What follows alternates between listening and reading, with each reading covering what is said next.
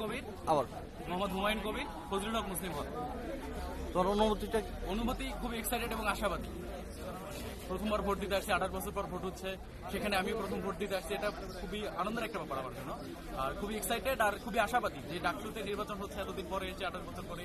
আশা রাখি যে খুব ভালো একটা প্যানেল এখান থেকে নির্বাচিত হবে এবং তারা আমাদের সবার জন্য কাজ করবে, সাধারণ শিক্ষার্থীদের যে অধিকারগুলো আছে সেগুলোর জন্য কাজ করবে এবং ফলপ্রসূ একটা ডাকসু আমরা পাবো।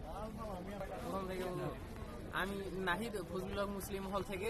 আজকে 28 বছর পর আবার নতুন করে ডাকসু নির্বাচন হচ্ছে, যে কারণে আমি অত্যন্ত গর্বিত। আর আমি প্রথম বর্ষের ছাত্র, এবছরই ঢাকা বিশ্ববিদ্যালয়ে ভর্তি হয়েছি, এই জন্য আমি আরো অনেক বেশি এক্সাইটেড যে প্রথম বছর আমি ভার্সিটিতে আসার পরে আমি ডাকসুতে নির্বাচন করতেছি। আর আমি ধন্যবাদ জানাই দেশরত্ন শেখ হাসিনাকে, যিনি 28 বছর পর তার সরকার আবার এই ডাকসু নির্বাচন দিয়েছে।